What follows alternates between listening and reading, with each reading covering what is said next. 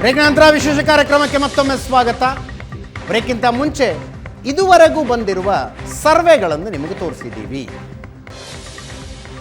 ಬಂದಿರುವ ಅಷ್ಟು ಸರ್ವೆಗಳು ಮತ್ತೊಮ್ಮೆ NDA ಅಧಿಕಾರಕ್ಕೆ ಬರುತ್ತೆ ಅಂತ ಹೇಳ್ತಾ ಇದ್ದಾರೆ.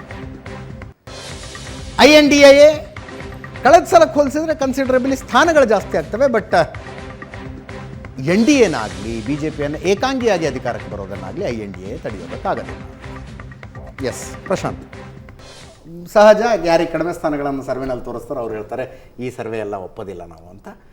ಯಾರಿಗೆ ಜಾಸ್ತಿ ಸ್ಥಾನಗಳನ್ನು ತೋರಿಸಿದ್ದಾರೆ BJP ಅವರು ಹೇಳ್ತಾರೆ ನೋಡ್ರಿ ನಮ್ದು ಹೆಂಗೆ ಹವಾ ಇದೆ ಅಂತ.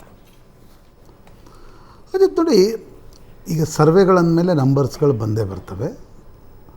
ನಂಬರ್ಸ್ಗಳನ್ನ ಕೊಟ್ಟೆ ಈಗ ನಾವೆಲ್ಲ ಸರ್ವೆಗಳನ್ನು ನೀವು ತೋರಿಸಿದ್ರಿ. ಯಾವ್ಯಾವ ಸರ್ವೆ ಜನವರಿಲಿ ಏನು ಹೇಳ್ತಾ ಇದ್ವು, ಕಳೆದ ಜೂನ್ನಲ್ಲಿ ಹೇಳ್ತಾ ಇದ್ವು, ಡಿಸೆಂಬರ್ನಲ್ಲಿ ಏನು ಹೇಳ್ತಾ ಇದ್ವು, ಈ ಜನವರಿಯಲ್ಲಿ ಏನು ಹೇಳ್ತಾ ಇದ್ವು, ಬೇರೆ ಬೇರೆ ಸರ್ವೆಗಳ ರಿಪೋರ್ಟ್ಗಳಿವೆ. ಒಂದು ಟ್ರೆಂಡ್ ನೋಡಿ, ಸರ್ವೆಗಳಲ್ಲಿ ನಂಬರ್ಗಳನ್ನು ನೀವು ಒಪ್ಪೋದು ಬಿಡ್ಬೋದು, ಡಿಸ್ಪ್ಯೂಟ್ ಮಾಡ್ಬೋದು.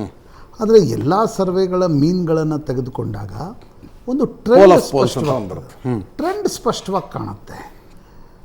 ಆಳುವ ಸರ್ಕಾರಕ್ಕೆ ವರ್ಟಿಕಲ್ ಮೊಬಿಲಿಟಿ ಇದೆಯೋ, ವರ್ಟಿಕಲ್ ಮೊಬಿಲಿಟಿ ಅಪ್ ಇದೆನೋ ಡೌನ್ ಇದೆನೋ ಅಂತಕ್ಕಂಥದ್ದು. ಅದೇ ರೀತಿ ವಿಪಕ್ಷಗಳಲ್ಲಿ ಕುಳಿತಿರ್ತಕ್ಕಂಥವ್ರ ಮೊಬಿಲಿಟಿ ಮೇಲೆ ಹೋಗ್ತಾ ಇದೆಯೋ, ಕೆಳಗಡೆ ಬರ್ತಾ ಇದೆಯೋ, ಅಥವಾ ಅಷ್ಟಕ್ಕೆ ನಿಂತಿದೆಯೋ ಅಂತಕ್ಕಂಥದ್ದು ನೋಡಬೇಕಾಗತ್ತೆ. ನನಗೊಂದು ಅನಿಸುತ್ತೆ ಅಜಿತ್, ಕಳೆದ ವರ್ಷ ಅಂದರೆ ನೀವು ಕರ್ನಾಟಕದ ಚುನಾವಣೆಗಳಾದ ನಂತರ ಸ್ವಲ್ಪ ಮಟ್ಟಿಗೆ BJPಯಲ್ಲಿ ಒಂದು ತಲ್ಲಣ ಇತ್ತು. ಅದು ಬೆಲೆ ಏರಿಕೆ ಇರ್ಬೋದು, ನಾನಾ ಕಾರಣಗಳಿಂದಾಗಿ ಕರ್ನಾಟಕದ ಮತದಾರ ಏನೊಂದು ವೋಟನ್ನು ನೀಡಿದ ಯಾವ ಆಧಾರದ ಮೇಲೆ ಅದನ್ನು ನೋಡಿದಾಗ ಸ್ವಲ್ಪ ಮಟ್ಟಿಗೆ ತಲ್ಲಣ ಇತ್ತು. ಆದರೆ BJP ತುಂಬ ಕೆಳಗಡೆ ಬರುತ್ತೆ ಅಂತಕ್ಕಂಥ ವಾತಾವರಣ ಇರಲಿಲ್ಲ. ಈಗ ಇಂಡಿಯಾ ಟುಡೇ ಸಮೀಕ್ಷೆಯನ್ನು ನೀವು ನೋಡೋದಾದರೆ ಕಳೆದ 8-9 ಮಂತ್ಸಲ್ಲಿ ಗ್ರೌಂಡ್ನ BJP ಪಿಕಪ್ ಮಾಡಿಕೊಂಡಂತೆ ಸ್ಪಷ್ಟವಾಗಿ ಕಾಣಿಸ್ತಾ ಇದೆ. ಹೌದು, ಅದಕ್ಕೆ ಪ್ರಮುಖವಾಗಿರ್ತಕ್ಕಂಥ ಕಾರಣ ನನಗನ್ಸುತ್ತೆ ಪಂಚರಾಜ್ಯಗಳ ಚುನಾವಣೆಗಳಲ್ಲಿನ ಗೆಲುವು. ಅದರಲ್ಲಿ ಉತ್ತರ ಭಾರತದ 3 ರಾಜ್ಯಗಳಲ್ಲಿ ಗೆಲುವನ್ನು BJP ಸಾಧಿಸಿತು. ರಾಜಸ್ಥಾನ, ಮಧ್ಯಪ್ರದೇಶ ಮತ್ತು ಛತ್ತೀಸ್ಗಢ. ಅದಕ್ಕೂ ಮುಂಚೆ ಉತ್ತರ ಪ್ರದೇಶದ 2022ರ ಚುನಾವಣೆಯಲ್ಲಿ ಗೆಲುವು ಸಾಧಿಸಿತ್ತು. ಆ ಒಂದು ಟ್ರೆಂಡನ್ನು ಗಮನಿಸಿದರೆ ಉತ್ತರ ಭಾರತದಲ್ಲಿ BJP ಸ್ವೀಪ್ ಮಾಡುತ್ತೆ ಅಂತಕ್ಕಂಥದ್ರ ಬಗ್ಗೆ ಸಂಶಯ ಇದ್ದಂಗೆ ಕಾಣ್ತಾ ಇಲ್ಲ. ಮತ್ತು ವಿಪಕ್ಷಗಳಿಂದ ಕೂಡ ಫಾರ್ಮಿಡೇಬಲ್ ಚಾಲೆಂಜ್ ಬರ್ತಾ ಇಲ್ಲ. ನೀವು ಪಶ್ಚಿಮ ಭಾರತವೂ ಕೂಡ ಈಗ ಮಹಾರಾಷ್ಟ್ರ, ಗುಜರಾತನ್ನು ನೋಡಿದಾಗ ಹೆಚ್ಚು ಕಡಿಮೆ ಮಹಾರಾಷ್ಟ್ರದಲ್ಲಿ ಸ್ವಲ್ಪ ಮಟ್ಟಿಗೆ BJPಗೆ ಒಂದು ಆ್ಯಂಟಿ ಇನ್ಕಂಬನ್ಸಿಯ ಒಂದು ಫ್ಲೇವರ್ ಇದೆ. ಕರೆಕ್ಟ್. ಆದರೆ ಅದನ್ನು ತಡೆಯುವುದಕ್ಕೋಸ್ಕರ ಅಜಿತ್ ದಾದಾ ಪವಾರನ್ನು ಸೆಳೆಯುವ ಪ್ರಯತ್ನವನ್ನು BJP ಮಾಡಿ ನಾವು ರಾಜ್ಯವಾರ ನಂಬರ್ಗಳನ್ನು ತೋರಿಸ್ತೀವಿ, ಸರ್ವೆಗಳು ಏನು ಹೇಳಿದಾವೆ ಅನ್ನೋ ತೋರಿಸ್ತೀವಿ. ನಾವು ಬೈ ಆ್ಯಂಡ್ ಲಾರ್ಜ್ ಚರ್ಚೆ ಮಾಡ್ತಾ ಇದ್ದೀವಿ. ಗುಜರಾತ್, ನರೇಂದ್ರ ಮೋದಿ ಪ್ರಧಾನಮಂತ್ರಿ ಅಭ್ಯರ್ಥಿ ಅಂದಾಕ್ಷಣ ಗುಜರಾತಿಗಳು ವಿಧಾನಸಭಾ ಚುನಾವಣೆಯಲ್ಲಿ ಸ್ವಲ್ಪ ಕಾಂಗ್ರೆಸ್ ಓಟ್ ಹಾಕ್ತವರು, ಆಮ್ ಆದ್ಮಿ ಪಾರ್ಟಿಗೆ ಓಟ್ ಹಾಕ್ತವರು ಕೂಡ BJPಯತ್ತ ಶಿಫ್ಟ್ ಆಗ್ತಾ ಇರ್ತಕ್ಕಂಥದ್ದು ನಾವು ನೋಡಿದ್ದೀವಿ. ಆದರೆ ದಕ್ಷಿಣ ಭಾರತಕ್ಕೆ ಬಂದಾಗ ಕರ್ನಾಟಕ ನೋಡಿ, BJPಗೆ ಪಾಪ್ಯುಲರ್ ಪರ್ಸೆಪ್ಷನ್ ಇದೆ, ಆದರೆ ನಿಮಗೆ ವಾಯ್ಡ್ ಇಲ್ಲ. ರಾಜಕಾರಣದಲ್ಲಿ ನೀವು ಯಾವುದೇ ಹೊಸ ಪಕ್ಷ ಎಂಟ್ರಿ ಹೊಡಿಬೇಕಾದ್ರೂ ಒಂದು ಶೂನ್ಯತೆ ಇರಬೇಕಾದ್ರೆ ವ್ಯಾಕ್ಯೂಮ್ ಕ್ರಿಯೇಟ್ ಆಗುತ್ತೆ. ಒಂದು ವ್ಯಾಕ್ಯೂಮ್ ಕರ್ನಾಟಕದಲ್ಲಿ ಜನತಾದಳದ ಅವಸಾನದ ನಂತರ ಆ ವ್ಯಾಕ್ಯೂಮ್ನಲ್ಲಿ BJP ಬೆಳೀತು. ತಮಿಳುನಾಡಿನಲ್ಲಿ ಅಂಥದ್ದೊಂದು ವ್ಯಾಕ್ಯೂಮ್ ಕಾಣಿಸ್ತಾ ಇದೆ. ಜಯಲಲಿತಾ ಅವರ ಅವಸಾನದ ನಂತರ DMK ವಿರುದ್ಧ ಯಾರು ಏನು ಅಂದಾಗ ಅಲ್ಲೊಂದು ಸ್ವಲ್ಪ ಅಣ್ಣಾಮಲೈ ನೇತೃತ್ವದಲ್ಲಿ BJP ಸಂಘಟನೆ ಕಾಣಿಸ್ತಾ ಇದೆ. ಅದು ಇನ್ನೂ ಸೀಟ್ಗಳಾಗಿ ಪರಿವರ್ತಿತವಾಗುವ ಹಂತಕ್ಕೆ ಬಂದಿದೆಯೋ ಎಲ್ಲೋ ಗೊತ್ತಿಲ್ಲ. ನನಗಂತ ಸಮಯ ಬೇಕಾಗುತ್ತೆ. ಕನ್ಸಿಸ್ಟೆನ್ಸಿ, ಈಗ ಅಣ್ಣಾಮಲೈ ಕನ್ಸಿಸ್ಟೆನ್ಸಿ ಕೂಡ ಟೆಸ್ಟ್ ಆಗುತ್ತೆ. ಕರೆಕ್ಟ್. ಪೇಷನ್ಸ್ ಕೂಡ ಟೆಸ್ಟ್ ಆಗುತ್ತೆ. ಕೇರಳಕ್ಕೆ ನೀವು ಹೋದರೆ ಬಹಳ ದೊಡ್ಡ ವಾಯ್ಡ್ ಇದೆ ಅಂತ ಅನ್ನಿಸ್ತಾ ಇಲ್ಲ. LDF UDF ನಡುವೆ BJPಗೆ ಸ್ಪೇಸ್, ಅಲ್ಲಿ ರಾಜಕೀಯ ವೇದಿಕೆಯನ್ನು 2 ಪಕ್ಷಗಳ ಹಂಚಿಕೊಂಡಾಗಿದೆ. ಆಂಧ್ರದಲ್ಲಿ TDP ಜೊತೆ ಸೇರಿ BJP ಏನೋ ಪ್ರಯತ್ನ ಮಾಡ್ತಾ ಇದೆ. ತೆಲಂಗಾಣದಲ್ಲಿ ಒಂದು ಸ್ಪೇಸ್, ಸಣ್ಣ ಸ್ಪೇಸ್ BJPಗಿದೆ, ಅದನ್ನು ದೊಡ್ಡದು ಮಾಡುತ್ತಾ ಅಂತಕ್ಕಂಥದ್ದು. ಮತ್ತು ಪೂರ್ವ ಭಾರತದ ಚಾಲೆಂಜ್, ಈ ಚಾಲೆಂಜ್ಗಳ ಹೊರತಾಗಿಯೂ ಕೂಡ ಇವತ್ತಿನ ಹೊತ್ತಿಗೆ ಅಜಿತ್ BJP ಬಹುಮತದ ಸಂಖ್ಯೆಯನ್ನು ಪಾರ ಮಾಡಲಾರದು ಅಂತ ಅನ್ನಿಸ್ತಾ ಇಲ್ಲ.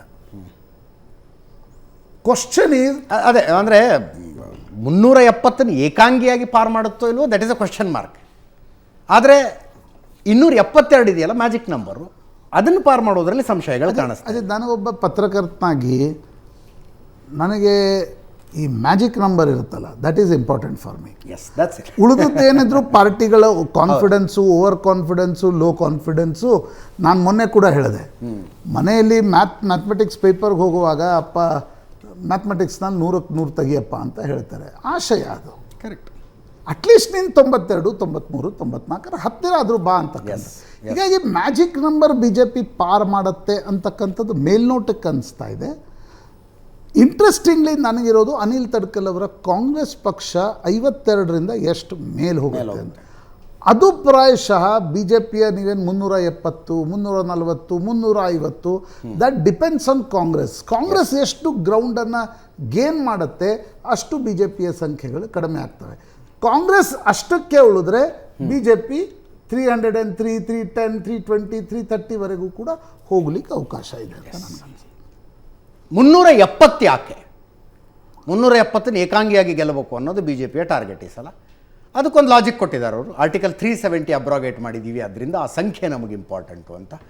ಏನೋ ಪ್ರತಿ ಬೂತ್ನಲ್ಲೂ 370 ಓಟ್ಗಳ ಜಾಸ್ತಿ ಆಗಬೇಕು, ಈ ಥರದ್ದೇನೇನೋ ಟಾರ್ಗೆಟ್ ಹಾಕ್ಕೊಂಡಿದ್ದಾರೆ. ಆದರೆ 272 ಅನ್ನೋದು ಹೇಗೆ ಮ್ಯಾಜಿಕ್ ನಂಬರು, ಸರಳ ಬಹುಮತವು, ಹಾಗೆ 362 2/3 ಮೆಜಾರಿಟಿ ಪಡೆಯುವುದಕ್ಕೆ ಬೇಕಾದಂಥ ಸಂಖ್ಯೆ 362. 2/3 ಮೆಜಾರಿಟಿ ಬಂದರೆ ಮನ್ಮಾನಿ ಆಗಿಬಿಡುತ್ತದು. ಅಂದರೆ ಆ ರೀತಿಯಾಗಿ. ಎಸ್, ರವೀಂದ್ರ ರೇಷ್ಮೆ ಅವರೇ, ನಾನು ಯಾವಾಗಲೂ ಸರ್ವೆಗಳನ್ನು ಏನೋ to take with pinch of salt ಅಂತಾರಲ್ಲ, ಹಾಗೆ ತಗೋತೀನಿ. ಯಾಕಂದರೆ ವಿ ಆಲ್ ರಿಮೆಂಬರ್ 2004ರಲ್ಲಿ ಏನಾಗಿತ್ತು ಸರ್ವೆಗಳು. ವಾಜಪೇಯಿ ಅವರು ಮತ್ತೊಮ್ಮೆ ಪ್ರಧಾನಿ ಆಗ್ತಾರೆ, NDA ಇನ್ನೊಮ್ಮೆ ಕೃಷ್ಣ ಅವರು ಮುಖ್ಯಮಂತ್ರಿ. ಎಸ್ ಎಂ ಕೃಷ್ಣ ಅವರು ಕರ್ನಾಟಕದಲ್ಲಿ ಮುಖ್ಯಮಂತ್ರಿ ಆಗ್ತಾರೆ ಅನ್ನೋ ಭವಿಷ್ಯದ ಸರ್ವೆಗಳು ನೋಡಿದ್ವು. ವಾಜಪೇಯಿ ಮತ್ತೊಮ್ಮೆ ಪ್ರಧಾನಿ ಆಗ್ತಾರೆ, NDA ಮತ್ತೊಮ್ಮೆ ಅಧಿಕಾರಕ್ಕೆ ಬರುತ್ತೆ ಅಂತ. ಆದರೆ ಒಂದು ರಾಜ್ಯ ಆ ಚುನಾವಣೆಯ ದಿಕ್ಕನ್ನು ಬದಲಾಯಿಸಿತು. NDA 40 ಸ್ಥಾನ ಕಡಿಮೆ ಗಳಿಸ್ಕೊಳ್ತು. ಆಂಧ್ರ ಪ್ರದೇಶವನ್ನು ಕಾಂಗ್ರೆಸ್ ಕ್ಲೀನ್ ಸ್ವೀಪ್ ಮಾಡ್ತು, 39ನ್ನು ಗೆದ್ದುಬಿಟ್ರು. ಅಲ್ಲಿಗೆ ಲೆಕ್ಕಾಚಾರನೇ ಬದಲಾಗಿ ಹೋಗ್ಬಿಡ್ತು. ಅಂಥ ಸರ್ಪ್ರೈಸ್ ರಿಸಲ್ಟ್ ಕೊಡಬಲ್ಲ ರಾಜ್ಯಗಳು ಯಾವುದು ಕಾಣಿಸ್ತಿಲ್ಲ. ಆದ್ದರಿಂದ ಈ ಸರ್ವೆಗಳು ತುಂಬ ತಪ್ಪಾಗಲಿಕ್ಕಿಲ್ಲ ಅಂತ ಅನಿಸ್ತಾ ಇದೆ. ಈ ಸಮೀಕ್ಷೆಗಳಿಗೆ ಪೂರಕವಾಗಿ ನೀವು ಮತ್ತು ಪ್ರಶಾಂತ್ ಆಡಿದ ಮಾತು ಕೇಳಿಸ್ಕೊಂಡ ಮೇಲೆ ನಿನ್ನೆ ತಮಿಳುನಾಡಿನ BJP ರಾಜ್ಯಾಧ್ಯಕ್ಷ, ರಾಜಕಾರಣಿ ಅಲ್ಲದ ಅಣ್ಣಾಮಲೈ ಒಂದು ಇಂಗ್ಲೀಷ್ ವಾಹಿನಿಯ ಸಂದರ್ಶಕರಿಗೆ ಒಂದು ಇಂಟ್ರೆಸ್ಟಿಂಗ್ ಉತ್ತರ ಕೊಟ್ಟರು. ತಮಿಳ್ನಾಡಿಗೆ ಎಷ್ಟು ಸೀಟ್ ಬರುತ್ತೆ ಅಂದಾಗ ಅವ್ರು ಒಂದೇ ಉತ್ತರ ಹಾಡಿ, ನೋಡಿ ರಾಜಕಾರಣದಲ್ಲಿ ಮಿರಾಕಲ್ಸ್ ಆಗುತ್ತೆ ಮೇಡಮ್, ಮಿರಾಕಲ್ಸ್ ಆಗುತ್ತೆ ಅಂತ ಭಾಳ ಆತ್ಮವಿಶ್ವಾಸದಿಂದ ಪವಾಡಗಳು ನಡೆಯುತ್ತೆ. ಅದೇ ರೀತಿ ರಾಜಕಾರಣದಲ್ಲಿ ಕಾಂಪ್ರಮೈಸ್ ಅನಿವಾರ್ಯ ಅನ್ನೋದು ಈಗ ನನಗೆ ಮನವರಿಕೆ ಆಗಿಬಿಟ್ಟಿದೆ. ನಾನು IPS ಆಫೀಸರ್ ಆಗಿದ್ದಾಗ ಗೊತ್ತಾಗ್ತಿರಲಿಲ್ಲ, ಕಾಂಪ್ರಮೈಸ್ ಮಾಡ್ಕೊಳ್ಕೊಡೋದು ಅಂತಿದ್ದೆ. ರಾಜಕಾರಣದಲ್ಲಿ ಹೊಂದಾಣಿಕೆ ಅನಿವಾರ್ಯ ಅಂತ ಹೇಳ್ತಾಯಿದ್ರು. ಸೊ ಈ ಪವಾಡ, ಈ 2019 ಪವಾಡ ಏನಾಯಿತು, ಆ ಸುನಾಮಿ ಏನಾಯಿತು, ಸುನಾಮಿ ನಂತರ ನಡೆದ ಘಟನಾವಳಿಗಳು ನೋಡಿ. 3 ತಿಂಗಳಿಗೆ ದಿಲ್ಲಿ ಚುನಾವಣೆ ಬಂತು, ಮತ್ತೊಮ್ಮೆ ಆಮ್ ಆದ್ಮಿ ಪಕ್ಷ ಸ್ವೀಪ್ ಮಾಡ್ತು. BJP 3 ಇದ್ದಿದ್ದು 6 ಆಯಿತು, ಕಾಂಗ್ರೆಸ್ ಮತ್ತೆ ಶೂನ್ಯ ಸಂಪಾದನೆ. ಪಶ್ಚಿಮ ಬಂಗಾಳ ಚುನಾವಣೆಯಲ್ಲಿ 3 ಇದ್ದಿದ್ದು 75ಕ್ಕೆ ಮಾಡಿಕೊಟ್ರು ಮೋದಿ. ಎಷ್ಟು ಮೋದಿ ಅಮಿತ್ ಶಾ ಎಲ್ಲ ಹೋಗಿ ದೊಡ್ಡ ಏರ್ ಸ್ಟ್ರೈಕ್ ಮಾಡಿದ್ರು ಕೂಡ, ಆದರೂ 3ರಿಂದ 75 ಆಗಿದೆ, ಬಹಳ ದೊಡ್ಡದು. ಕಾಂಗ್ರೆಸ್ಸು ಮತ್ತು ಕಮ್ಯುನಿಸ್ಟ್ ಮಾರ್ಕ್ಸಿಸ್ಟ್ ಪಕ್ಷ ಪೂರ್ತಿ ಶೂನ್ಯ ಸಂಪಾದನೆಯಲ್ಲಿ, ವರ್ಚುವಲಿ ದೇವರು ಮಾರ್ಜಿನಲೈಸ್ಡ್. ಇದು ಎಲ್ಲಕ್ಕಿಂತ ದೊಡ್ಡ ಪವಾಡ ನಡೆದಿರೋದು ಕಳೆದ ವರ್ಷ ಪಂಜಾಬ್ ರಾಜ್ಯದ ಚುನಾವಣೆಯಲ್ಲಿ. ಯಾರೂ ಊಹಿಸಲಾಗದ, ಯಾವುದೇ ಸಮೀಕ್ಷೆ ಕೂಡ ಊಹಿಸಲಾಗದಂಥ ಒಂದು ಅದ್ಭುತವಾದ ಪವಾಡವನ್ನು ಆಮ್ ಆದ್ಮಿ ಪಕ್ಷ ಮಾಡಿ ಅಲ್ಲಿ ಆಮ್ ಆದ್ಮಿಗೆ ಹೇಳ್ಕೊಳ್ಳೋಂಥ ಲೀಡರ್ ಇದ್ದಾರೆ ಅಂತಲೂ ಯಾರಿಗೂ ಗೊತ್ತಿರಲಿಲ್ಲ. ಯಾರೋ ಒಬ್ಬ ಸ್ಟ್ಯಾಂಡಪ್ ಕಾಮಿಡಿಯನ್ನು ಮುಖ್ಯಮಂತ್ರಿ ಮಾಡಿಬಿಟ್ಟು ಗೆಲ್ಲಿಸ್ಬಿಟ್ರು. 116ಕ್ಕೆ 93 ಸೀಟು 94 ಸೀಟು ಬಂತಲ್ಲಿ. ಕಾಂಗ್ರೆಸ್ಸು BJP ಎಲ್ಲನೂ ಧೂಳಿಪಟ, ಅಕಾಲಿದಳ ಎಲ್ಲ ಧೂಳಿಪಟ ಹೋಗ್ಬಿಟ್ವು.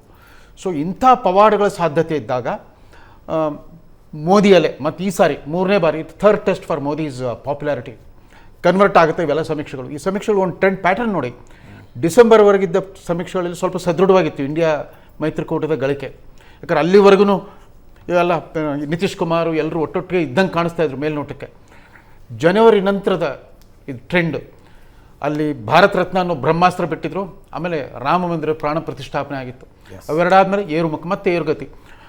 NDA ಏರುಗತಿಯಲ್ಲಿ ನಡೀತಿದೆ, ಇಂಡಿಯಾ ಇಳಿಮುಖವಾಗ್ತಾ ಇದೆ. ದಿನನಿತ್ಯದ ಅವರ ಪ್ರವೃತ್ತಿಗಳು, ಪರಸ್ಪರ ಕೂಗಾಟ ಇದೆಲ್ಲ ಆಗ್ತಿರುವಾಗ, ಇದೆಲ್ಲದರ ನಡುವೆ ಮೋದಿಯವರು ಆರ್ಟಿಕಲ್ 370 ಅಂತ ಇಟ್ಕೊಂಡ್ಬಿಟ್ಟೆ ಈ 370 ಟಾರ್ಗೆಟ್ ಇಟ್ಕೊಂಡಿರ್ಬೋದು. ಯಾವ ರೀತಿ ಕಾಶ್ಮೀರಿ ಮುಸಲ್ಮಾನರ ಮನಸ್ಸುಗಳನ್ನು ಗೆದ್ದಿದ್ದಾರೋ, ಅಲ್ಲಿ ನೀವು ಈ ಕೈಯಲ್ಲಿ ಕಲ್ಲು ಮತ್ತು ಬಂದೂಕಿನ ಬದಲು ಕುರಾನ್ ಮತ್ತು ಕಂಪ್ಯೂಟರ್ ಹಿಡ್ಕೊಳ್ಳಿ ಅಂತ ಕರೆ ಕೊಡ್ತಾ ಬಂದಿದ್ರು ಯುವಕರಿಗೆ. ಮೊನ್ನೆ ತಾನೇ ಪ್ರಥಮ ಬಾರಿಗೆ ಶ್ರೀನಗರಕ್ಕೆ ಭೇಟಿ ಇದ್ದಾಗ 3 ಜನ ಸ್ಟಾರ್ಟಪ್ ಉದ್ಯಮದಾರರು, 2 ಮಹಿಳೆಯರು ಮತ್ತೊಬ್ಬ ಯುವಕನ ಜೊತೆಗೆ ಮಾತಾಡಿದರು. ಹಾಗಿರುವಾಗ ಕಾಶ್ಮೀರೇತರ ಭಾರತದಲ್ಲಿರೋ ಮುಸಲ್ಮಾನರಿಗೆ ಯಾಕೆ ಒಂದು ನೇರವಾದ ರೀಚ್ ಔಟ್ ಮಾಡ್ತಾ ಇಲ್ಲ? ಈಗಾಗಲೇ 2ನೇ ಪಟ್ಟಿ ಬಂತು, ಇನ್ನು 3ನೇ ಪಟ್ಟಿಯಲ್ಲಾದ್ರೂ ಯಾರು ಕೇರಳದಲ್ಲಿ ಒಬ್ಬ ಮುಸಲ್ಮಾನರಿಗೇನು ಕೊಟ್ಟಿದ್ದಾರೆ ಈ ಸಾರಿ, ಒಂದು ಟಿಕೆಟ್ ಅನೌನ್ಸ್ ಆಗಿದೆ, 1ನೇ ಪಟ್ಟಿಯಲ್ಲಿ ಬಂತು.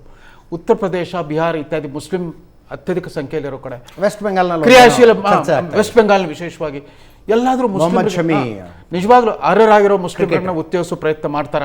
ಮೊಹಮ್ಮದ್ ಶಮಿಯನ್ನು ಉತ್ತರ ಪ್ರದೇಶದಲ್ಲೋ ಅಥವಾ ಇದರಲ್ಲಿ ಉತ್ತರ ಪ್ರದೇಶದಲ್ಲಿ ನೆಲೆಸೋಂಗೆ ಕಾಣುತ್ತೆ. ಉತ್ತರ ಪ್ರದೇಶ ಒಂದು ಪ್ರಯೋಗ ಮಾತ್ರ ಮಾಡಿದ್ದಾರೆ, ಲೋಕಲ್ ಬಾಡಿ ಚುನಾವಣೆಗಳು, ಸಿಟಿ ಮುನ್ಸಿಪಲ್ ಕಾರ್ಪೊರೇಷನ್ ಚುನಾವಣೆ 365 ಜನ ಅಭ್ಯರ್ಥಿಗಳಿಗೆ ಟಿಕೆಟ್ ಕೊಟ್ಟಿದ್ರು, 69 ಜನ ಗೆದ್ದು ಬಂದರು, ಅದರಲ್ಲಿ 3 ಜನ ಮೇಯರ್ಗಳಾಗಿದ್ದಾರೆ. ಅದು ಮೊದಲನೇ ಪ್ರಯೋಗ, ಪ್ರಜ್ಞಾಪೂರ್ವಕವಾಗಿ ಮುಸ್ಲಿಮರಿಗೆ ಕೊಟ್ಟು ಉತ್ತೇಜಿಸಿ. ಮೋದಿಯವರು ಅದೊಂದು ರೀಚ್ ಔಟ್ ಮಾಡಿದರೆ ಖಂಡಿತವಾಗೂ ಈ 370 ದಾಟ್ಲಿಕ್ಕೆ ಸಾಧ್ಯ, ಇಲ್ಲದ್ರೆ ಭಾಳ ಕಷ್ಟದಾಯಕವಾಗಿದೆ. ಆಮೇಲೆ ದಕ್ಷಿಣದ ರಾಜ್ಯಗಳಲ್ಲಿ ನೋಡಿ 10 ವರ್ಷಗಳಲ್ಲಿ ಇದ್ದದ್ದನ್ನು ಕಳ್ಕೊಂಡ್ಬಿಟ್ರು ಕರ್ನಾಟಕದವರು. ಇದ್ದ ಸದೃಢವಾದ ಬುನಾದಿಯನ್ನು ಅವರಷ್ಟಕ್ಕವರೇ ಛಿದ್ರಗೊಳಿಸ್ಕೊಂಡ್ಬಿಟ್ಟಿದ್ದಾರೆ, ಪರದಾಡ್ತಾ ಇದ್ದಾರೆ ಏನಾಗುತ್ತೆ ಅಂತ ಅಂದ್ಬಿಟ್ಟು. ಇಲ್ಲಿ ನೋಡಿ ಪರಿವಾರವಾದ ಹೋಗ್ಬಿಟ್ಟು ಕೊನೆಗೆ ರಾಜಪರಿವಾರವಾದಕ್ಕೆ ಶರಣಾಗುತ್ತೆ ಹಂಗಾಗಿ ಕರ್ನಾಟಕದಲ್ಲಿ. ಆದರೆ ತಮಿಳುನಾಡಿನಲ್ಲಿ ಮಾತ್ರ ನೀವು ಹೇಳಿದ್ರಲ್ಲ, ಅಲ್ಲಿ ಶೂನ್ಯ ಇತ್ತು. ಒಂದು ಪರ್ಯಾಯ ವಿಚಾರಧಾರೆಯನ್ನು ಕಟ್ಟೋ ಪ್ರಯತ್ನ ಮಾಡ್ತಾರೆ ಅಣ್ಣಾಮಲೈ ನೇತೃತ್ವದಲ್ಲಿ. ಅಟ್ಲೀಸ್ಟ್ ಆ ಪರ್ಯಾಯ ವಿಚಾರಧಾರೆಯನ್ನು ಕಟ್ಟೋ ಪ್ರಯತ್ನವೂ ಆಗಲಿಲ್ಲ. ಹೋಗಲಿ, ಮೋದಿ ವಿಚಾರಧಾರೆಯನ್ನು ಮತದಾರರಿಗೆ ತಲುಪಿಸೋ ಪ್ರಯತ್ನ ಆಗಲಿಲ್ಲ. ಕೇರಳದಲ್ಲಿ ಹೋದ ಸಾರಿ ನಮ್ಮ ರೈಲ್ವೆ ಮ್ಯಾನ್ ಅವ್ರನ್ನ ನಿಲ್ಲಿಸಿದ್ರು, ಅವ್ರು ಇದ್ದಕ್ಕಿಂತ ಏಕಾಏಕಿ ಅವ್ರನ್ನ ಕ್ಯಾಂಡಿಡೇಟ್ ಮಾಡಿ ಅವರೇ ಮುಖ್ಯಮಂತ್ರಿ ಆಗಿ, ಅದು ಭಾಳ ತಡ ಆಗಿಬಿಟ್ಟಿತ್ತು. ಕೇರಳದಲ್ಲಿ ಕೂಡ ಸಂಘಟನೆ ಬಲಪಡಿಸೋ ಪ್ರಯತ್ನ ಆಗಿಲ್ಲ. ಅದರಲ್ಲಿ ಕ್ರಿಶ್ಚಿಯನ್ರಿಗೆ ರೀಚ್ ಔಟ್ ಮಾಡಿದ್ದಾರೆ, ಅಲ್ಲೂ ಏನಾದರೂ ಪವಾಡ ಆಗ್ಬೋದೇನೋ, ರಾಜೀವ್ ಚಂದ್ರಶೇಖರ್ ಟಫ್ ಫೈಟ್ ಕೊಡ್ಬೋದೇನೋ ಶಶಿ ತರೂರ್ಗೆ, ಅಲ್ಲೂ ಪವಾಡ ಆಗ್ಬೋದೇನೋ ನಿರೀಕ್ಷೆ ಇದೆ. ಆದರೆ ತೆಲಂಗಾಣ, ಆಂಧ್ರದಲ್ಲಿ BJP ಚೇತರಕ್ಕೆ ಸಾಧ್ಯವಾಗಲೇ ಇಲ್ಲ. ವೆಂಕಯ್ಯ ನಾಯ್ಡು ಥರದ ದೊಡ್ಡ ನಾಯಕರಿದ್ದರು ತೆಲುಗು ಭಾಷಿಕ ರಾಜ್ಯಗಳಿಂದ, ಅವಿಭಜಿತ ಆಂಧ್ರ ಪ್ರದೇಶದಿಂದ, ಆದರೂ ಕೂಡ ಸಂಘಟನೆ ಸಾಧ್ಯ ಆಗಲಿಲ್ಲ. ಮತ್ತು ಪಿಗ್ಗಿ ಬ್ಯಾಕ್ TDPನೋ ಅಥವಾ YSR ಕಾಂಗ್ರೆಸ್ಸು ಈ ಥರ ಪಿಗ್ಗಿ ಬ್ಯಾಕ್ ಮಾಡೋ. ಇಲ್ಲ, ಇದೆಲ್ಲದರ ಸಮರಿ ಏನಂದ್ರೆ 272 ದಾಟುತ್ತಾರೆ, ಬಟ್ 370ರ ಟಾರ್ಗೆಟ್ ಟಫ್ ಅನ್ನ. BJP ಸ್ವಂತ ಬಲದಿಂದ 370 ಇನ್ನೂ ನಂಬಿಕೆ ಬರ್ತಾ ಇಲ್ಲ. ಎಸ್, ನಾನು 2 ಪಕ್ಷಗಳ ವಕ್ತಾರರನ್ನು ಮಾತಾಡ್ತೀನಿ. ಒಂದು ಸಣ್ಣ ಬ್ರೇಕ್ ಮುಗಿಸ್ಕೊಂಡು ವಾಪಸ್ ಬರ್ತೀನಿ.